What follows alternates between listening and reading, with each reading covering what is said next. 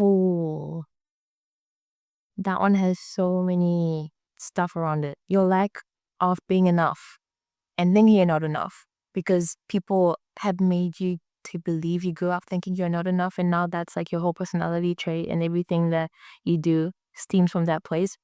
You're technically right. You're not true, but you're right. You were raised to be that way, to act that way, to think that way, to believe that way, and probably even look that way.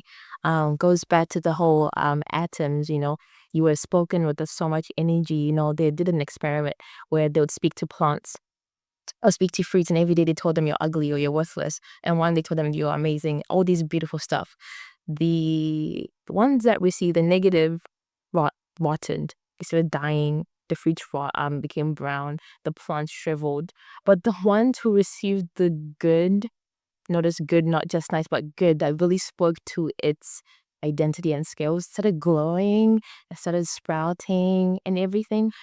But imagine that as a person, not just external, but internal, even your own thoughts. So someone trains you to be that way, that think that way. You're rotting inside and out, outside and in, right? And then now you're existing like that. You're a walking, rotting human being in the inside. So is it your fault? No. But by the time you reach 18, by the time you're old enough to even be aware and start healing, it's your responsibility. By the time you're 25, you now have a developed frontal lobe. You can make decisions. You need to actually sit with yourself and be like, is my life going all right? You need to start making some decisions to change that. Unfortunately, we are all going to have stuff, and you need to deal with it. Otherwise, you're going to start bleeding on people. Your not enoughness is going to probably create not enough children. Children will think they're not enough. It's going to create a community that people don't feel like they're not enough. It's going to create a work culture where people don't feel like you're not enough. So it's not all about you. Stop being selfish. It's about other people as well.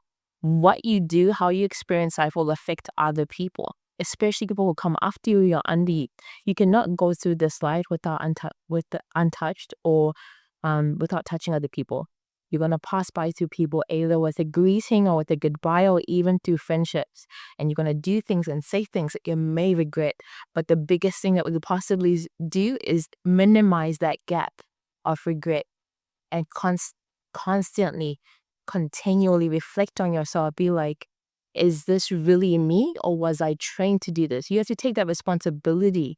You got to be responsible. You got to take some ownership. It's not fun. This is not cute. This is some ugly stuff that you have to deal with and actually realize you can only blame people. At that point, now you're to blame because these people are long forgotten. They forgot they did that to you. They forgot they called you all those things. But you remember, you carry that. This is 10 years now. Like, everyone is in 2025. You're back in 2010. Come to present time. Let's shut that door. By shutting that door, we open up the can of worms that you're scared to open up that day, that moment. Let's remove it. Let's replace it. Let's heal you. Let's pull you out of that memory, bring it to 2025, which is why you may feel, I feel like I'm behind.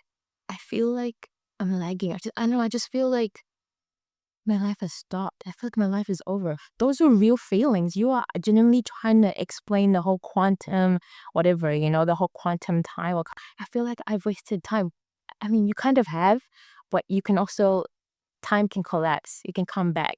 We need to bring it into present moment. You're literally living in the past. You're living back from that moment. So everything you're experiencing, people are trying to experience 2025 you, but you're giving them 2010. It's not nice. They're all living in 2025. They're trying to bring up something and you're still like, oh, but. So your feelings of not being enough, they are information of your past that you need to unpack, face, confront, change so you can live in the present and be enough. Or a hack is just if your belief and your identity is rooted in something that never ever changes, ever, no matter what, beyond death and everything, your identity is rooted. But you still do need to go with that psychological, spiritual process. But if your identity is rooted in something that is eternal, clue, your identity will never change because jobs will always change. People will always come and go. Finances and everything always changes. But there's only one thing on this earth that is eternal. If you struggle to kind of see what that is, you Google it and Google will tell you the answer. For that one time, Google won't be lying. It'll give you one result, hopefully.